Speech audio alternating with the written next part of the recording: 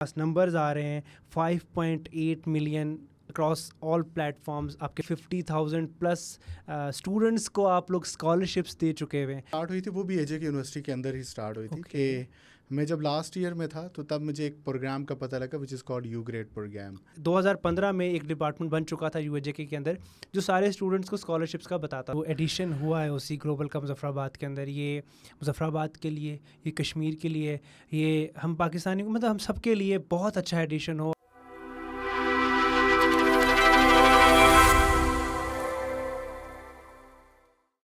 अस्सलाम वालेकुम, उम्मीद करता हूँ आप सब खैरियत से होंगे। और इससे पहले जो वीडियो मेरी वलीद निसार के साथ थी उस पर बहुत ज़्यादा कश्मीर की तरफ से मुझे मोहब्बत और प्यार मिला। और अब जो शख्सियत मेरे साथ मौजूद हैं 2014-15 में जो यूनिवर्सिटी में रहे हैं वो सब उनको जानते हैं क्योंकि मीडिया सोसाइटी को उस वक्त वो लीड किया करते थे। और उसके बाद उन्होंने बहरिया यूनिवर्सिटी से एमएस किया प्रोजेक्ट मैनेजमेंट के अंदर।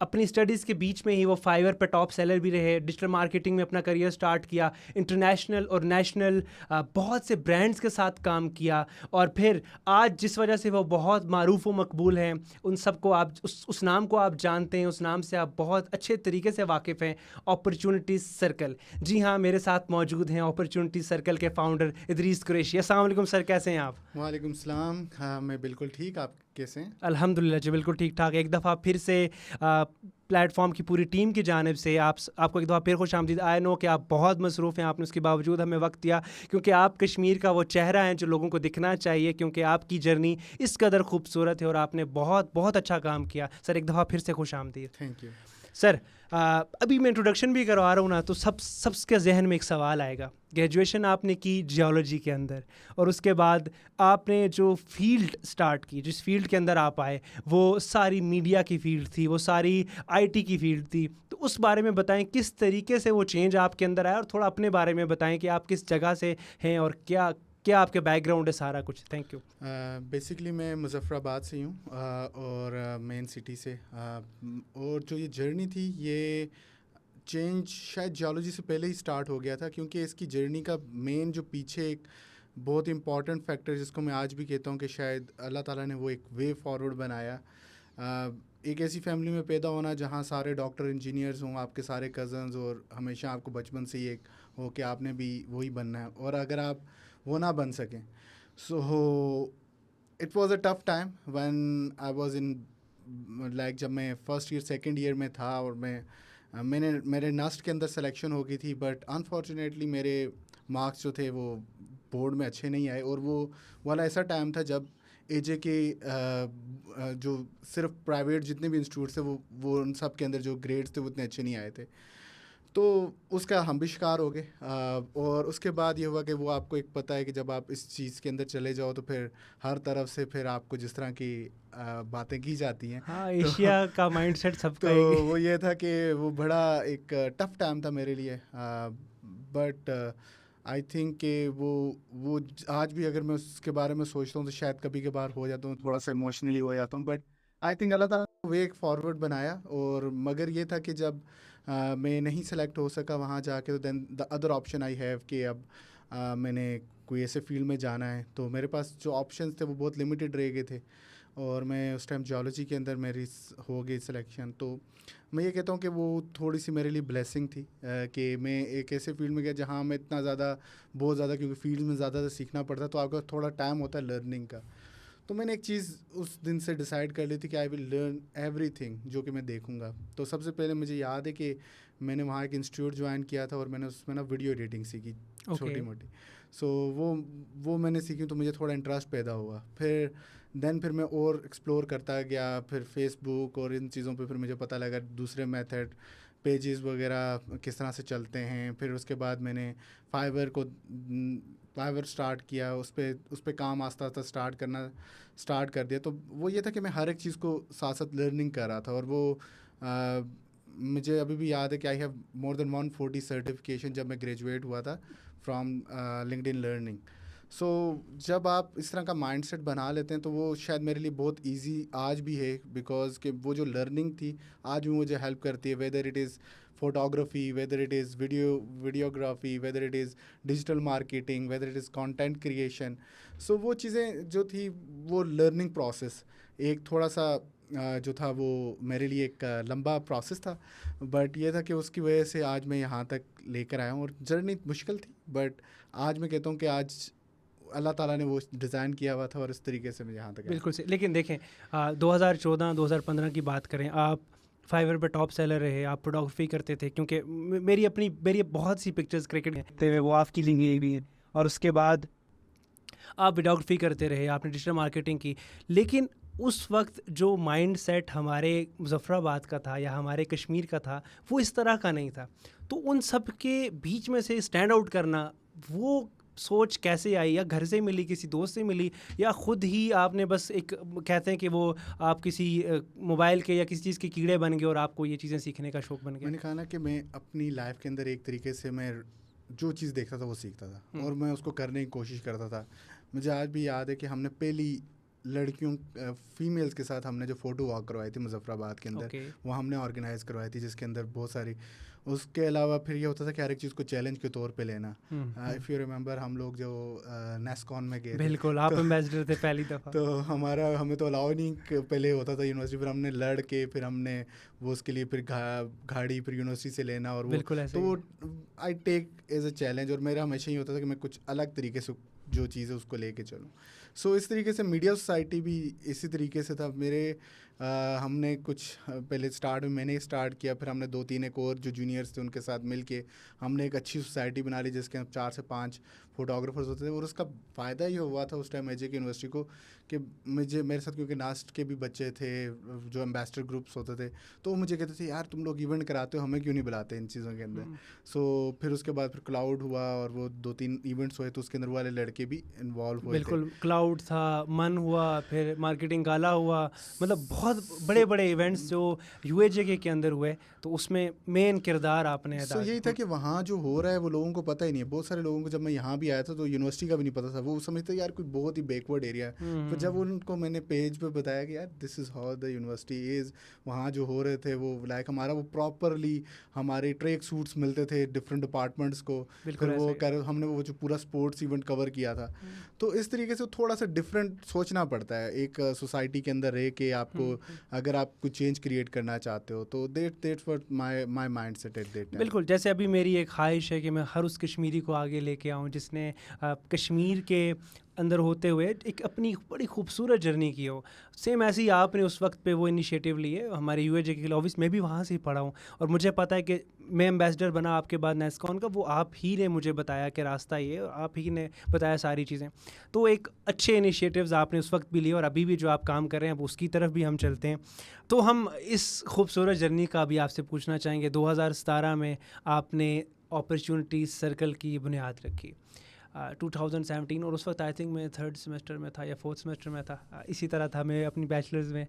तो उसके बाद और इस वक्त 2024 में आई थिंक जो मेरे पास नंबर्स आ रहे हैं 5.8 मिलियन अक्रॉस ऑल प्लेटफॉर्म्स आपके फॉलोअर्स हो चुके हैं, और आई थिंक 50,000 प्लस स्टूडेंट्स को आप लोग स्कॉलरशिप्स दे चुके हुए हैं। सो वो जो एक सबसे पहले उस जर्नी में भी बताएं, और फिर बताएं ये स्कॉलरशिप्स लोग ले कैसे सकते हैं, ताकि अभी जो लोग देख रहे हैं नेक्स्ट वो जब आपके पेज पे हैं उनको पता हो कि ये क्राइटेरिया है सारा। अच्छा, तो जर्नी जो स्टार्ट हुई थी वो भी एजे की यूनिवर्सिटी के अंदर ही स्टार्ट हुई थी। कि मैं जब लास्ट ईयर में था तो तब मुझे एक प्रोग्राम का पता लगा which is called UGRAD programme. और जब मुझे पता लगा उस टाइम मैं एलिजिबल नहीं था, बिकॉज मैं 7th सेमेस्टर में आ गया, तो वो 6th सेमेस्टर तक आप अप्लाई कर सकते हैं। यूएस का ये प्रोग्राम था। तो और मुझे पता लगा हमारे कुछ जियोलॉजी के कुछ बच्चे गए हैं, और मैंने उसके ऊपर एक आवाज़ उठाई यूनिवर्सिटी के अंदर कि ये हमें क्यों नहीं पता लगा, और ये अगर प्रोग्राम्स आते हैं तो आई स्टिल रिमेंबर कि वहाँ यूनिवर्सिटी में ना वाइस चांसलर के ऑफिस के बिल्कुल दरवाजे के बाहर लगा होता था, और उसको भी उन्होंने ना वो if you remember A block के अंदर उन्होंने बंद किया हुआ था। वो वहाँ कोई जाता ही नहीं था, और वहाँ उन्होंने ऐसे ही वो पोस्टर्स लगाए हुए थे। हाँ, वो वहाँ उन्होंने पोस्टर्स लगाए होते। अब वहाँ कोई बच्चा ही नहीं जाता। मैंने उनसे कहा कि आप एक काम करें, आप नीचे एक पोस्टर जहाँ आपने लगाना है ताकि स्टूडेंट्स को पता लगे। उन्होंने मुझे कहा हम लगाते हैं। तो मैंने फिर उसके बाद जब हमने आवाज़ उठाई उसके बाद कि यार इसकी प्रॉपर ट्रेनिंग होनी चाहिए, बच्चों को पता लगना चाहिए। हाईली सिलेक्टिव बच्चे जो टीचर्स को पता है, टीचर्स स्टूडेंट्स को 2-3 स्टूडेंट्स को बताते थे वो फेवरेटिज़म और वो सारी चीज़ें, तो उसकी बेस पे जो होता था वो लाइक चले जाते थे। तो हमने जब इस चीज़ को उठाया तो देन उस पर थोड़ा सा एक्शन हुआ, और उसके बाद अल्हम्दुलिल्लाह अब हर साल एजी की यूनिवर्सिटी से तो कम से कम 1 से 2 बच्चे जा ही रहे। सो वहाँ हमने एक चीज़ का हमने प्रॉब्लम देखी। अब उसके बाद जो दूसरी चीज़ थी वो ये थी कि अपॉर्चुनिटी सर्कल क्या चीज़ थी। अपॉर्चुनिटी सर्कल एक ग्रुप था जिसके अंदर मेरे जो सीनियर्स थे मैंने उनको ऐड किया हुआ था, जिनको मैं जॉब अपॉर्चुनिटीज़ देता था, क्योंकि उस टाइम ना फेसबुक का ग्राफ सर्च था, ठीक है। उसके थ्रू मैं कुछ भी सर्च कर सकता था फेसबुक के ऊपर, और वो बहुत सारे लोगों को नहीं पता वो ग्राफ सर्च कितनी एडवांस टूल थी उस टाइम।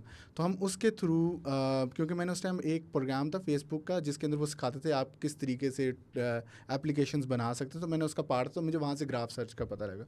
तो हम उसके थ्रू मैं उनकी जॉब्स जो उस वीक में पोस्ट हुई होती थी मैं वो उस ग्रुप में पोस्ट करता। वो 12 लोगों का ग्रुप था, और आज वो कोई 230K प्लस लाइक 2-2.5 लाख का ग्रुप बना हुआ है। सो वो वहाँ से इस तरीके से स्टार्ट हुई। अब अपॉर्चुनिटी सर्कल ओरिजिनल किस तरह स्टार्ट हुआ, यू रिमेंबर वो मुजफ्फराबाद के अंदर एक चिप्स वाली दुकान है जहाँ अक्सर औकात हम स्टूडेंट्स वगैरह वो बैठते होते थे एकेडमी वगैरह से जाके, इस्लामाबाद एकेडमी वाली गली से बाहर। हाँ बिल्कुल, ठीक है ठीक है। सो हम उसमें बैठे हुए थे मैं और मोहसिन, और हमारी वहाँ डिस्कशन होती है कि भाई यार कि तुम बाहर से, वो उस टाइम सूसी से होकर आया था, तो देन आई डिस्कस अबाउट कि यार किस तरीके से हम लाइक वो उसने मुझे बताया कि वो बांग्लादेश की एक वेबसाइट को फॉलो करता है।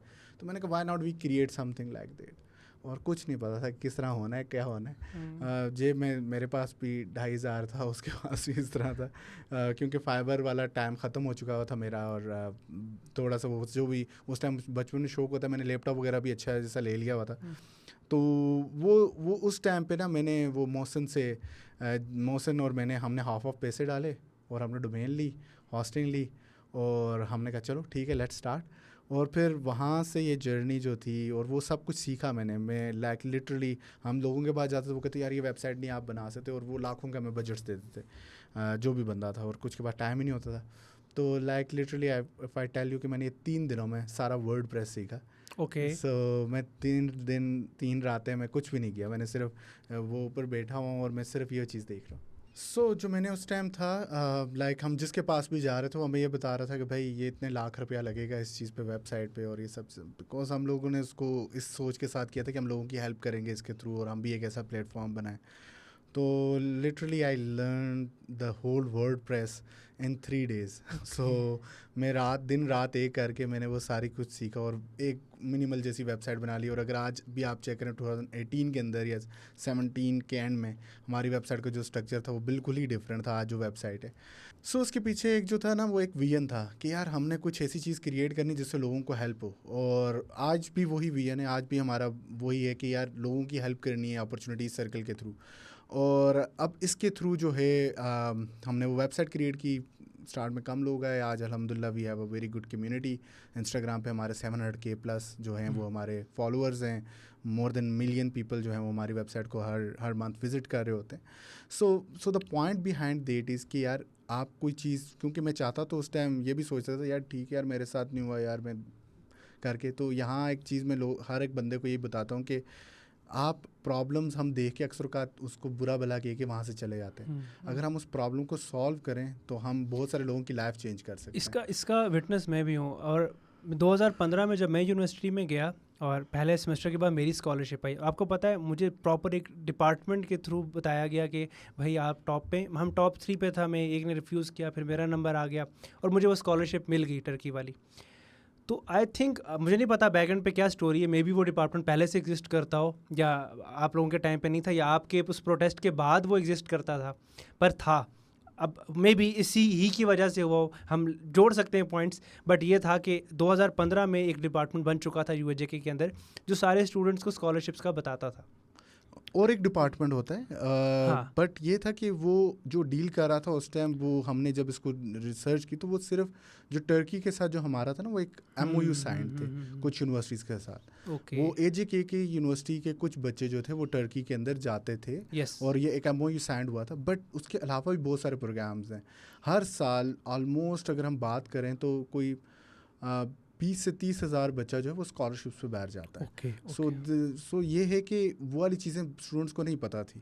सो हमने जिस वक्त किया तो हमें ये चीज़ पता थी कि टर्की का एक प्रोग्राम है जिसके अंदर बच्चे जाते हैं, बट वो MOU बेस्ड था। बट दूसरे प्रोग्राम से थे उनका इस तरीके से आइडिया नहीं था, बल्कि टर्की वाले प्रोग्राम का भी इस तरीके से लोगों को नहीं पता था क्या अप्लाई करने का प्रोसेस है, क्या चीज़ है, आई think it was run by the art department, जो आई थिंक उस टाइम जो मैम आयशा थी उनका प्रोजेक्ट था जो उन्होंने रन किया था। उसके अंदर आप एक आता था आपका डिपार्टमेंट जो बीबीए वाला था, और मैनेजमेंट साइंसेस आता था, और एक आर्ट्स डिपार्टमेंट आता था। तो इन दो को मिलती थी वाली अब अपॉर्चुनिटीज। तो मेरे पास उसके बाद फिर इंग्लिश डिपार्टमेंट को भी मिली, एजुकेशन डिपार्टमेंट को मिली, बहुत सी मिली। हाँ, तो खैर जो अपॉर्चुनिटी सर्कल की आपने जर्नी बताई, 2017 में आपने खुद वेबसाइट बनाकर उसको लाइव किया, और आज 2024 में आपके पास अच्छी खासी बड़ी टीम है।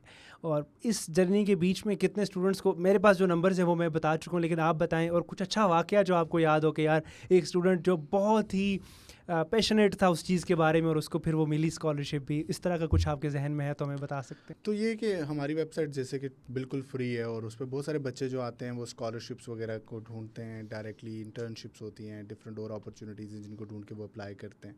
और बहुत सारी ऐसी स्टोरीज़ हैं, और आज भी अपॉर्चुनिटी सर्कल पर सबसे बेस्ट डे होता है वो यही होता है कि जब कोई बच्चा जो है वो सेलेक्ट हो। तो मैं दो स्टोरीज इस तरह की जो कि बहुत ही ज़्यादा मैं लाइक कि वो लोगों के साथ भी शेयर करता हूँ कि यार लाइक कि वो एक इंस्पिरेशन है मेरे लिए भी इस अपॉर्चुनिटी सर्कल को लेके। एक तो ये था कि हमारे साथ एक इंटर्न थी जो हमारे साथ सोशल मीडिया हमारा मैनेज करती थी। और उसका ये हुआ कि she got selected for the US exchange programme. और वो यूएस एक्सचेंज प्रोग्राम में गई, और लाइक वो अपॉर्चुनिटी सर्कल के साथ काम करती थी, उसको इन प्रोग्राम्स के बारे में पता लगा, एंड देन शी अप्लाइड। तो मुझे अभी भी याद है कि उसने मुझे ना कॉल की थी जब उसका इंटरव्यू था, और वो बच्ची पहली दफ़ा इस्लामाबाद आ रही थी। और लाइक इदरीस भाई मुझे नहीं पता कि कहाँ जाना, नहीं शी इज़ फ्रॉम लाहौर। तो वो वहाँ से आ रही थी पहली दफ़ा इस्लामाबाद। और तो उसके अलावा एक और स्टोरी इस तरह की थी कि मुझे फिर उनको स्कॉलरशिप मिली? नहीं, वो उस प्रोग्राम में गई है, और उसके बाद उसने हमारे साथ सेशंस भी किए मल्टीपल। सो वो स्कॉलरशिप में जाके उसने वो, और उसके बाद उसने बहुत सारे और लोगों को अवेयरनेस दी उस प्रोग्राम की। उसके बाद जो एक और स्टोरी थी वो ये थी कि मुझे एक दफ़ा कॉल आती है, एक मदर थी और वो रो रही हैं। एंड आई वाज लाइक कि मैंने कहा कि और कि क्या हुआ है आपको, और अच्छा आप अपॉर्चुनिटी सर्कल से, अच्छा बेटा मैंने आपका शुक्रिया अदा करना था। And her daughter got selected for US scholarship. और वो ना बड़ा वो कि बेटा ये आप लोगों की वजह से हुआ है, आप लोगों के। और आई थिंक मेरे ना उस दिन like I myself become emotional. I think you have achieved everything. तो वो ये कि उसके बाद ये हुआ कि उन्होंने कहा कि अब मेरी एक और बेटी है, उसने भी आगे जाना है, तो आपने उसको भी गाइड करना है, ठीक है। और ये मैं आप से लाइक वो भी अल्हम्दुलिल्लाह वो भी अभी हमारी टीम के साथ इन लिंक है, और इंशाल्लाह वो भी जब उसका टाइम आएगा, बिकॉज अभी उसका शायद लास्ट ईयर स्टार्ट होने वाला है, सो वो भी प्रोग्राम तो जब अप्लाई करेंगे इंशाल्लाह। तो ये एक स्टोरीज़ होती हैं जो इसके अंदर बात होती है कि आपकी वजह से, सिर्फ हमारी वजह से उस बच्चे की लाइफ नहीं चेंज हुई, उसकी वजह से जो उसकी फैमिली की भी चलें, उसकी फैमिली की लाइफ को भी छोड़ें, उस जो सोसाइटी के अंदर जिस जगह से वो गया है। फॉर एग्जांपल अगर वो मियाँ चन्नू से एक बच्चा उठ के चला जाता है, या फिर जो है स्वाद से एक बच्चा उठ के चला जाता है, तो वो जो वहाँ उस सोसाइटी के अंदर एक कंपटीशन बिल्डअप होगा ना, तो दैट्स वेरी इंपॉर्टेंट। और वो जो लोग, क्योंकि उसके मोहल्ले वाले भी आके पूछेंगे, उसके इर्द गिर्द लोगों को पता लगेगा ये क्या है, तो वो एक आपका कंपटीशन स्टार्ट हो जाता है। And the second part of that, वो जो कि मैं जिसको कहता हूँ कि यार जो मेरी जो मेन गोल था वो ये था कि लाइफ के अंदर ना लोग कहते हैं रोटी कपड़ा मकान इंपॉर्टेंट है, 3 चीज़ें, उसके साथ चौथी चीज़ एक भूल जाते हैं, वही है एक्सेस टू अपॉर्चुनिटीज़। हर एक बंदा अमीर के घर में पैदा नहीं होता, और उसको एक्सेस उस तरीके से मिलती भी नहीं है। क्योंकि मुझे याद है कि जो ये इंटरनेशनल बड़े प्रोग्राम थे, इसके अंदर लम्स का बच्चा जाता था, नस्ट का बच्चा जाता था, साथ NED का बच्चा चला जाता था, उसके अलावा बच्चों को पता ही नहीं होता था इन प्रोग्राम्स के बारे में। अब मैं ये चैलेंज से कह सकता हूँ 80% स्कॉलरशिप में इतना कंपटीशन होता है कि उसके अंदर जो सेलेक्ट हो रहे हैं वो बच्चे रूरल एरिया से भी सिलेक्ट हो रहे हैं, ACC यूनिवर्सिटी से भी सिलेक्ट हो रहे हैं। तो आई फील लाइक मुझे जो सबसे ज़्यादा सेटिस्फेक्शन होती है वही होती है कि किसी के मुंह पे स्माइल आ जाए। So that's very important to me. अच्छा देखिए, अभी यहाँ पर गाइड करने की बात की आपने, और अब मैं ये वो क्राइटेरिया जानना चाहता हूँ, क्योंकि जितने लोग यहाँ देख रहे हैं ऑब्वियसली वो भी अप्लाई करना चाहते हैं स्कॉलरशिप्स के लिए। तो क्या एक तो क्राइटेरिया है कि किस क्राइटेरिया की बेस के ऊपर वो लोग अप्लाई कर सकते हैं स्कॉलरशिप्स के ऊपर, जो अपॉर्चुनिटी सर्कल के जो प्लेटफॉर्म के ऊपर लिखी हुई होती है? मैं खुद हज़ारों पढ़ता हूँ, रोज़ मेरे सामने से एक नई स्कॉलरशिप जा रही थी, बाज़ दफ़ा तो मेरा भी दिल करता है अप्लाई कर दूँ, फिर समझ आती है बहुत देर होगी। खैर वो सारा एक क्राइटेरिया भी बताएं, वो कैसे अप्लाई कर सकते हैं कोई भी स्टूडेंट्स? अच्छा, तो सबसे पहली चीज़ मैं स्टार्ट से अगर मैं इसको कहूँ तो बहुत सारे लोगों को ना एक मिसकॉन्सेप्शन क्रिएट कर दी जाती कि यार CGPA doesn't matter, these degrees doesn't matter. अगर अच्छा, मैं आपने भी उनमें बाहर से भी एक हूँ। जाना है ना तो आपको सबसे इम्पोर्टेंट जो सबसे ईजीएस्ट वे है वो आप डिग्री प्रोग्राम में जाते हैं। ओके। सो अब उसके अंदर भी आपका CGPA, अगर आपने स्कॉलरशिप पे जाना है तो CGPA आपका अच्छा होना चाहिए, क्योंकि वो आपको जज करते हैं उस CGPA की बेस पे। सो आपका 3.2 से ऊपर जो होता है वो एक बेंच मार्क है मैनी स्कॉलरशिप्स का, 3.2 से ऊपर होना चाहिए। ठीक है। साथ साथ आपकी एक्स्ट्रा करिकुलर एक्टिविटीज़ भी होनी चाहिए। बहुत सारे बच्चे होते हैं जिनके ग्रेडिंग बहुत अच्छे हैं बट उन्होंने सिर्फ पढ़ाई होता है। बहुत सारे स्कॉलरशिप्स आपकी लीडरशिप स्किल्स देखते हैं, आप सोशल वर्क किस तरह कर रहे हैं, आप किन किन एक्टिविटीज़ में पार्टिसिपेट किया, आपने अपने through out the journey of your university आपने किस तरीके से किया। तो आपकी ना एक प्रोफाइल वेल बैलेंस्ड होनी चाहिए इस सेक्टर में भी। सही है। ये आपको ओवरऑल हेल्प करते हैं in getting the exchange programme, okay. Overall help करते हैं in getting the scholarship. Okay. अब उसके बाद आपने रिसर्च किस तरह से करनी है। आपने सबसे पहले सिलेक्ट करना है कि आपने जाना किस कंट्री ठीक में, है। कौन से सब्जेक्ट में जाना है। आपके गोल एक स्पेसिफिक होना चाहिए। बहुत सारे बच्चे जो होते हैं वो अपने फील्ड में आ जाते हैं क्योंकि बचपन से उनके जहन में यही बिठाया होता है या तुमने डॉक्टर बनना है, इंजीनियर बनना है, which is also very wrong thing. कि बहुत सारे ऐसे करियर हैं जहाँ आप उससे ज़्यादा कमा भी रहे हैं, उससे ज़्यादा सिक्योर जॉब्स भी हैं। सही है। सो अब उस बच्चे का जो माइंड सेट है उसने वो डेवलप करना है कि अगर मैंने जाना है तो मैंने बनना क्या है। जब आपको ये पता होता है तो फिर आप जो SOP वहाँ लिखते हैं तो आप बड़ी स्पेसिफिक SOP लिखते हैं, which is very important to get the scholarship. सही। सो आपने अपने आप को प्रिपेयर इस तरीके से करना है कि आप जब भी 6-7 सेमेस्टर में आए आप अपने IELTS की प्रिपरेशन करके IELTS दे दें। ठीक है। आप 7th सेमेस्टर के एंड में IELTS दे दें ताकि आपके पास 2 ईयर का वो होता है, ठीक आपने है। नेक्स्ट 2 ईयर्स में ही अप्लाई करना है। ठीक है। अब उसके कुछ स्कॉलरशिप हैं जिसके अंदर आपको चाहिए होते हैं 2 साल का वर्क एक्सपीरियंस। अब उसका भी एक है कि आप अपनी 2 साल का चाहिए ना, आप अपना 5th सेमेस्टर से किसी भी कंपनी को एज ए इंटर्न ज्वाइन कर लें या फिर जो भी आपके फील्ड से रेलिवेंट है, आप वहाँ काम स्टार्ट कर दें।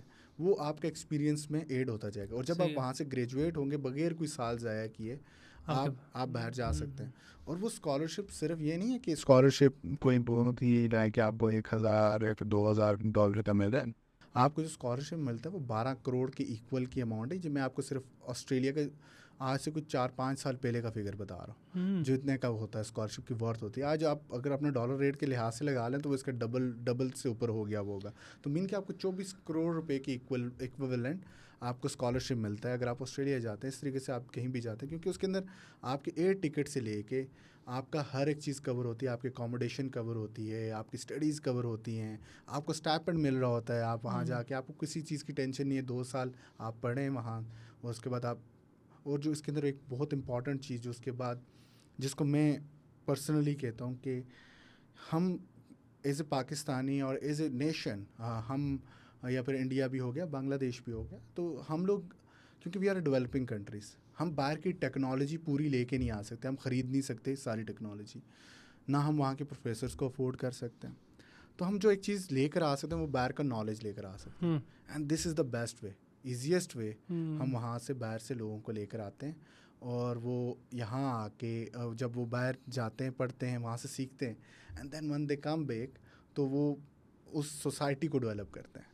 सो दैट्स माय नेक्स्ट 10 ईयर्स में मैं आई फील कि यार जो ग्रोथ होगी ना वो इन लोगों की वजह से होगी, because they got the knowledge from the. बिल्कुल सही है, बिल्कुल सही। अच्छा, अब मुझे एक चीज़ और बताएं, इस स्कॉलरशिप्स के लिए अप्लाई कर रहे हैं, एक तो आपने वो SOP लिखना होता है, सही, और उसके बाद कुछ बैंक स्टेटमेंट्स भी चाहिए होती हैं, वो सारी चीज़ें।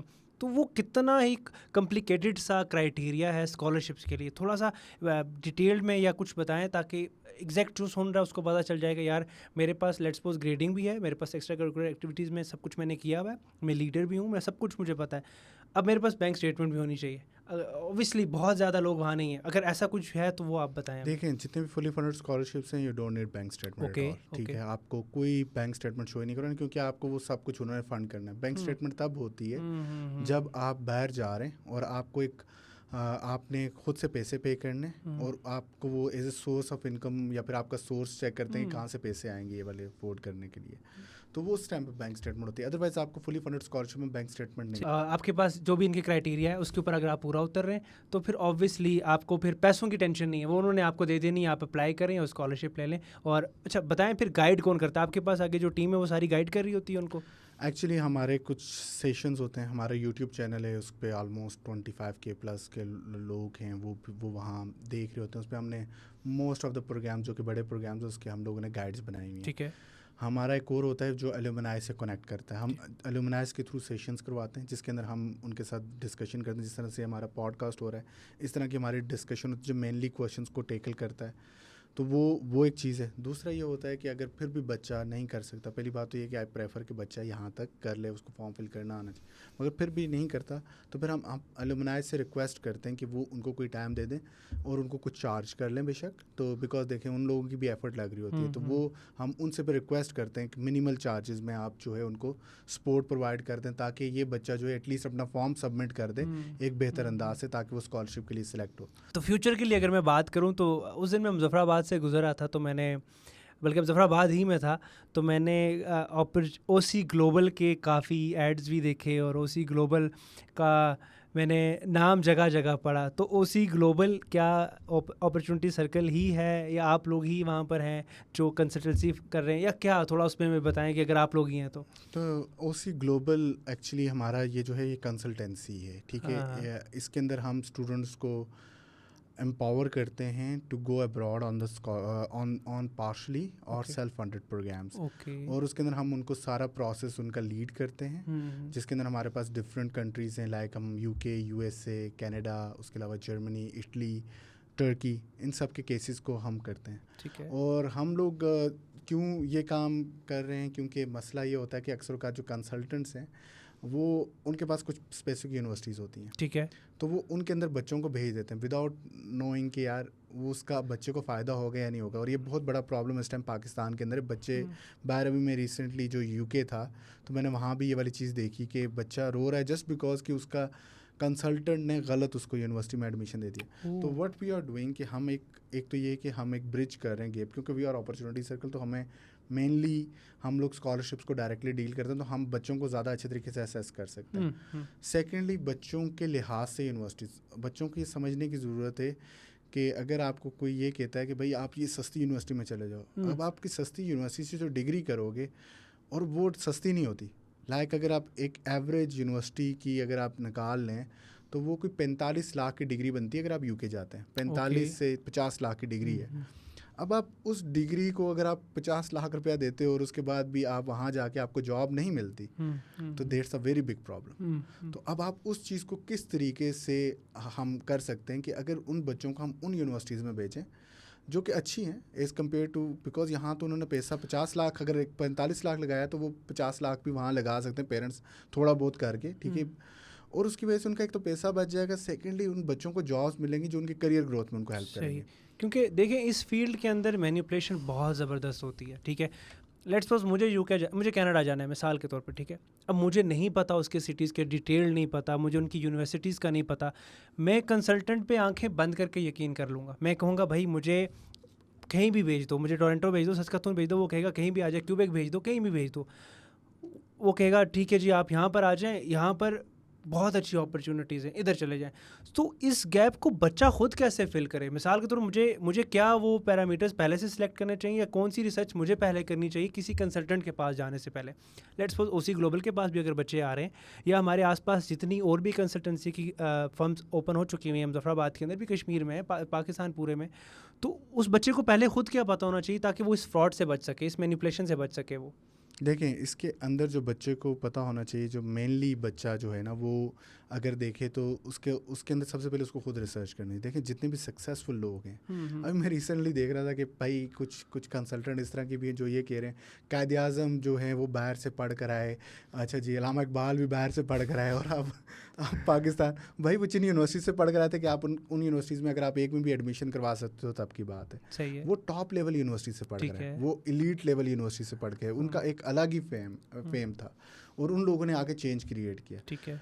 हमारे यहाँ अभी रिसेंटली वो मुफ्ता इस्माइल की भी हमने वो जो पॉडकास्ट थी उनकी, जिसके उन्होंने कहा कि भाई पाकिस्तान में 4 स्कूल्स इस तरह के हैं जिनसे सारा आपका लाइक आपकी जितना जुडिशल सिस्टम से ले के आपका जो है पॉलिटिकल सिस्टम, और अभी जो रिसेंटली मैं पढ़ रहा था जो 4 जजेस, जो 3 या 4 जजेस थे जिनके नाम फॉरवर्ड हुए थे, तो वो जो सारे थे वो एक स्पेसिफिक कॉलेज से पढ़े हुए थे, एक ही कॉलेज से। ठीक है। और फिर देन वो बाहर गए और वही एलीट किस्म के जो एलीट इंस्टीट्यूट से पढ़े, ठीक है, और फिर वो वापस आए, then they are on the top. ठीक है। सो अब किस तरीके से मीडियोक्रिटी को ख़त्म किया जाए। अब बच्चे को मसला ये है कि बच्चा रिसर्च किए बगैर, उसका ये गोल है जो कि बहुत गलत है कि बस मुझे पाकिस्तान से बाहर जाना। हाँ, बस मुझे यूके भेज दो, मुझे कनाडा भेज दो। हाँ। वहाँ की लाइफ ज़्यादा टफ है। और मैं आपको सच्ची बात बताऊँ कि बहुत सारे बच्चे वहाँ स्टक इस वजह से कर जाते हैं बिकॉज उनके पेरेंट्स ने कर्जे लिए हुए होते हैं, और जब वो कर्जे ले के वहाँ गए तो वो फिर वापस नहीं आ सकते। अब जब वो 2-3 साल लगाएंगे तो वो थोड़े उस लाइफ के साथ कंफर्टेबल हो जाते हैं, लेटर ऑन फिर वो उसी लाइफ को कंटिन्यू करने लग जाते हैं। The best way is that कि आप वहाँ के अच्छे इंस्टीट्यूट सेलेक्ट करो। आप देखो कि किन इंस्टीट्यूट्स में आपने जाना जिनकी रैंकिंग्स अच्छी है। अच्छा, अगर आप बहुत अच्छे इंस्टीट्यूट अफोर्ड नहीं कर भी सकते, आप मीडियम लेवल इंस्टीट्यूट सेलेक्ट करो जिनकी जॉब प्लेसमेंट्स अच्छी है। अब आप उन इंस्टीट्यूट्स में जाते हो, आप वहाँ से सीखते हो। आप जब वहाँ जाके फिर उसकी जब जॉब सेक्टर में जाते हो तो आपको जॉब्स मिलती हैं जो कि अच्छे लेवल की होती हैं। सो आप इस तरीके से अपने करियर को ग्रो कर सकते हैं। अच्छा, तो इन डिटेल आपने मुझे बताया कि बच्चे को ख़ुद क्या रिसर्च करनी है और आप कौन कौन सी यूनिवर्सिटीज़ रेकमेंड करेंगे। खैर, मेरा एक सवाल है, लोग ओसी ग्लोबल जो इस वक्त मुजफ्फराबाद के अंदर आ चुकी है, बैंक रोड पे ऑफिस का, उसको लोग क्यों सेलेक्ट करें, उसके थ्रू लोग क्यों जाएं बाहर? इस क्यों का मुझे जवाब चाहिए। देखें, सबसे पहले तो अभी हम मुजफ्फराबाद में कोई चार्जेस नहीं ले रहे। ठीक है। किसी से भी यूके में जाना चाह रहा है, टर्की में जाना चाह रहा है, we don't have any charges, जो कि आप फ्री में आएँ, काउंसलिंग लें, आप करें। और उसके अंदर दूसरी बात ये कि we are providing the counselling, proper counselling mean हम स्टूडेंट के साथ 1-to-1 सेशन करते हैं। हम उसको ये नहीं कहते, अगर स्टूडेंट हमारे पास ये आता है ना कि मैंने बाहर जाना है, तो हम उससे कहते हैं पहले बताओ किस फील्ड में जाना है, किस तरीके से जाना है, उसको एक वे फॉरवर्ड बताई जाती है। Secondly, we have a simple rule कि हम किसी को यूनिवर्सिटीज़ में ये नहीं करते धक्का दे के उसको उस यूनिवर्सिटी में भेज दें। प्रॉपरली एक रिसर्च करके कि यार आपके ये फील्ड्स हैं, आप इस फील्ड में जा सकते हो, ये ऑप्शंस आपके पास हैं। क्योंकि देखें, अपॉर्चुनिटी सर्कल को एक ऐसा पोर्टल है जिसको कोई यूनिवर्सिटी ये नहीं कह सकती कि हमें ये बच्चा नहीं भेजोगे तो हम पीछे हो जाएंगे, ठीक है। जो अक्सर औक़ात कंसल्टेंट के साथ यूनिवर्सिटीज़ करती हैं कि उनको एक टारगेट्स दे देती हैं, अगर नहीं होगा तो वो नहीं दे। तो अगर वो हमारे साथ करेंगे तो we are very okay with that. और हमने बहुत सारे कुछ यूनिवर्सिटीज़ को ये कहा भी यार tata bye bye, and then they come to us and then they send us the proposal यार, बिकॉज सो अब हमारा जो मेन मकसद वो ये है कि बच्चों की पहले मेंटोरिंग हो, लाइक थोड़ी सी कि यार आपने जाना है और अपने करियर। सेकेंडली फिर दूसरा ये कि we have very good linkages, Germany हो गया, यूके हो गया, तो हमारे वहाँ बहुत अच्छे लिंकेजेस भी हैं। तो हम उनको आफ्टर डिपार्चर सर्विसेज भी कुछ ऑफ़र कर रहे हैं, जिस तरह से अगर बच्चे जब जाते हैं, ख़ासकर लड़कियों का इशू होता है सबसे बड़ा कि वो जब जाती हैं उनको जगह नहीं पता, फिर रहेंगी कहाँ, और वो सारी चीज़ें, तो वो भी हम प्रोवाइड कर रहे हैं उन बच्चों को, कनेक्टिंग देम विद। मेरी तो यही दुआ है कि ये जो एडिशन हुआ है ओसी ग्लोबल का मुजफ्फराबाद के अंदर, ये मुजफ्फराबाद के लिए, ये कश्मीर के लिए, ये हम पाकिस्तानी मतलब हम सब के लिए बहुत अच्छा एडिशन हो। आप जो काम कर रहे हैं पिछले 7-8-6 साल से आप लोग ये काम कर रहे हैं, और अभी आपने एक नया इनिशिएटिव लिया है, क्योंकि मुजफ्फराबाद के अंदर इसकी अवेयरनेस की बहुत ज़्यादा ज़रूरत है, हमारे कश्मीर के अंदर बहुत ज़्यादा ज़रूरत है। क्योंकि मैं बहुत से बच्चों को जानता हूँ, मैं मतलब हम दोनों वहाँ से, तो हम अच्छे से जानते हैं कि कौन लोग मतलब कितने वाकिफ़ हैं हर चीज़ के बारे में, कितनी उनकी रिसर्च है। तो एक अच्छा एडिशन है मुजफ्फराबाद के लिए भी। और मुझे बताएं कि ये जो एक अपॉर्चुनिटी सर्कल, जो कि एक बहुत बड़ा नाम है एशिया पूरे के अंदर, इसका एक इम्पैक्ट जो रिसेंटली क्रिएट हुआ है, तो उससे लेके फ्यूचर में आपके क्या गोल्स हैं, थोड़ा सा उस बारे में भी बताएं हमें। अच्छा, जो हमारा इम्पैक्ट जो हम लोगों ने क्रिएट किया, हम लोगों ने सेशंस करवाए, एक नॉट ओनली कि हमने जो थे किसी छोटी सी सोसाइटी पे इम्पैक्ट किया, अभी अल्हम्दुलिल्लाह अगर हम देखें तो मुझे याद है कि जब हमने 2018 में ये स्टार्ट किया था, तो उस टाइम जो इराज़मस मंडस प्रोग्राम है, उसके बारे में लोगों को अवेयरनेस नहीं थी। मुझे उनकी एम्बेसडर मिली 2018 में, जब मैं एक कॉन्फ्रेंस में था, तो उन्होंने मुझे उस टाइम ये कहा कि हम बच्चे अप्लाई नहीं करते इस प्रोग्राम के लिए। And then we take the challenge. उस टाइम जो थे हमारे एक दोस्त सेलेक्ट हो गए थे, मोहसिन बिन इकबाल जो थे, like he is very kind to me, सही है। सो वो उस टाइम सेलेक्ट हुए थे for the Erasmus Mundus. And then हम लोगों ने बैठ के एक स्ट्रेटजी डिज़ाइन की, how we can empower our people. इस टाइम अल्हम्दुलिल्लाह जो पूरे अगर हम सेशंस करें तो मोर देन 70,000 प्लस स्टूडेंट्स ने डिफरेंट सेशंस लिए रिगार्डिंग द स्कॉलरशिप प्रोग्राम। और उसके बाद अब एवरेज 50,000 प्लस स्टूडेंट्स अप्लाई करते हैं फॉर द इराज़मस मंडस। 2020 के अंदर फिर जो फिगर 47 पे था, वो सेकंड इन द वर्ल्ड आ गया।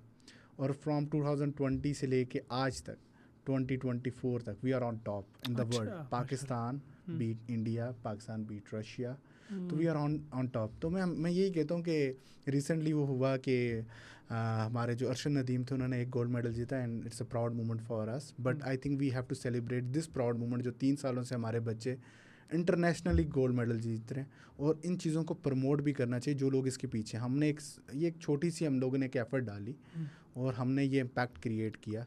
आई think it should be appreciated, not that well appreciate हुआ, but the things which can happen कि ये इसकी वजह से और लोगों की अगर ये वाली चीज़ अप्रिशिएट होंगी तो और लोगों की लाइफ चेंज हो सकती हैं. सिर्फ इन प्रोग्राम्स में नहीं, और प्रोग्राम्स के अंदर भी हमारा बच्चा जो है वो अच्छे लेवल पे जा सकता है और लोगों के अंदर एक कंपटीशन डेवलप होगा. अब इन फ्यूचर हम लोग क्या कुछ करने जा रहे हैं, वी आर प्लानिंग. एक तो OC ग्लोबल का प्रोजेक्ट है. सेकेंडली हमने रिसेंटली जो है अभी आपको पता होगा हमने कश्मीर कैंप करवाया. तो वो लीडरशिप कैंप्स, तो हम लोगों को जो आइडिया वो यही है कि हमने 1000 लीडर्स जो हैं वो पूरे पाकिस्तान से हम लोगों ने लेकर आने. नेक्स्ट कपल ऑफ ईयर्स के अंदर हम जो प्लान्स उनको इकट्ठा करेंगे वो एक इम्पैक्ट क्रिएट करेंगे, बिकॉज वो एक तरह के माइंडसेट के लोग होते हैं. और अब हमारे जो पहले 2 कैंप्स है, अब उसके अंदर बहुत सारे लोग कनेक्ट हो गए. कुछ लोग जो हैं वो क्लाइमेट चेंज पे वर्क कर रहे हैं, कुछ लोग जो हैं वो डिफरेंट, तो वो कनेक्ट हुए and now they are working on in this sector. And the next step is that कि अब हम जो इंटरनेशनल जा रहे हैं उससे हम ग्लोबल लीडर्स को इकट्ठा लेकर आएंगे, जिससे एक कल्चरल डाइवर्सिटी क्रिएट होगी. सेकेंडली I feel proud कि it's a made in Pakistan organization which is doing wonders for the world. अब हमारी वजह से अफ्रीका के अंदर मैं रिसेंटली एक कमेंट में एक पढ़ा था, PhD एक बच्चे ने, जो कि एक अफ्रीका का भी एक बैकवर्ड कंट्री है, उसके अंदर एक बच्चे को PhD प्रोग्राम USA में मिल जाता है. Okay, so this sort of, अब ये कि इन चीज़ों की वजह से जब हम लोगों को इकट्ठा लेकर आएंगे they will learn from each other और automatically it will create the impact. उसके अलावा जो दूसरा हमारा प्रोग्राम है वो हम HR के ऊपर वर्क कर रहे हैं. इंशाल्लाह उसके ऊपर अभी मैं, क्योंकि वी आर वर्किंग लाइक वो हमारी कुछ सीक्रेट सॉस है सो अभी हम उसके ऊपर थोड़ा ज़्यादा नहीं बोल सकता, बट ये कि वो भी एक अच्छा इनिशिएटिव है और इंशाल्लाह it will help the people. उसके अलावा द लास्ट पार्ट जो कि अभी हम लेकर आ रहे हैं वो हमारा OC ग्लोबल के साथ जो है हम लोग ट्रेनिंग्स के ऊपर हम थोड़ा सा फोकस कर रहे हैं कि हम जो है लोगों को ट्रेनिंग दें, जो बेसिक लेवल ट्रेनिंग होती हैं लाइक कम्युनिकेशन स्किल्स होगी, ये चीज़ें अक्सर का जो बच्चे जो सिलेक्ट नहीं होते स्कॉलरशिप्स के लिए भी या बड़े अवार्ड्स के लिए भी, तो उनका जो मेन कंसर्न यही होता है कि दे आर, उनको ना वो एक लाइक आपको ना वो प्रॉपरली ग़िज़ा नहीं मिली होती. So that's why we are coming up with the training जो कि उनको बिल्डअप करेगी फॉर दोज प्रोग्राम्स और उनको बनाएगी इंशाल्लाह इंटरनेशनल लीडर्स इन फ्यूचर. इंशाल्लाह. और देखें, ये मेरी अपनी ख्वाहिशात में से एक ही ख्वाहिश थी जो कि यार बहुत सारी, उनमें से यही थी कि ऐसे लोगों को ऊपर लाया जाए जिन्होंने, और आप हैं भी मेरे ही शहर से, हम एक शहर से हैं, मुजफ्फराबाद से, एक जगह से हैं, कश्मीर से, और जो विजन जो सोच आपकी है बहुत अच्छी है और उसके ऊपर आपने बहुत ज़्यादा अरसा काम भी किया और आपकी वजह से बहुत से लोग भी बाहर गए. तो अल्लाह आपको इसका अजर भी दे और मज़ीद आपको कामयाबियाँ भी दे आपके जो भी फ्यूचर के गोल्स हैं. और एक दफ़ा फिर से प्लेटफॉर्म की पूरी टीम की जानिब से आपको मैं फिर से खुश आमदीद और शुक्रगुज़ार भी हूँ इस हमें वक्त देने के लिए. और हमारा एक आखिरी छोटा सा एक सेक्शन है, उसके अंदर आपको पता है हम रैपिड फायर खेलते हैं थोड़ा सा अपने गेस्ट के साथ, क्योंकि हम बहुत ज़्यादा जर्नी और बहुत ज़्यादा बातों में गुम हो जाते हैं, तो थोड़ा सा वापस लाने के लिए. अच्छा खैर, तो आपके पास चॉइसेस उनमें से एक आपने सेलेक्ट करनी है, ठीक है. पहला क्वेश्चन आपके लिए है कि UAJK या फिर बहरिया यूनिवर्सिटी? बहरिया यूनिवर्सिटी. ओके. और बाबर आजम या फिर शाहीन शाह अफरीदी? बाबर आजम. अभी भी? He's king. ओके. अच्छा जी, इमरान खान या फिर Tanveer Ilyas? Of course Imran Khan. Okay. Muzaffarabad या फिर Islamabad? I think Muzaffarabad. Okay. और थोड़ा पर्सनल जा रहा हूँ, फ्रेंड्स या फिर कजन्स? यहाँ पर फंसाया है. फ्रेंड्स. ओके. सुन लो सारे भाई, कजन जो भी. अच्छा, थैंक यू सो मच अजीज, एक दफ़ा बहुत शुक्रिया. उम्मीद करता हूँ जो आप लोग ये जितने भी स्टूडेंट जो स्कॉलरशिप्स के लिए अप्लाई करना चाह रहे हैं या जो बाहर के मुल्कों के लिए अप्लाई करना चाह रहे हैं, भाई मुजफ्फराबाद से हैं या कश्मीर से हैं, तो मुजफ्फराबाद अपॉर्चुनिटी OC ग्लोबल के नाम से बैंक रोड पे हैं. और उसके अलावा भी इनका DM आप कर सकते हैं किसी भी टाइम, अपॉर्चुनिटी सर्कल को कर सकते हैं, OC ग्लोबल को कर सकते हैं, दरीस कुरैशी को भी इवन कर सकते हैं. मुझे भी कर देना भाई, मैं भी स्क्रीनशॉट शेयर कर दूँगा. Thank you so much. Allah हाफ़िज़.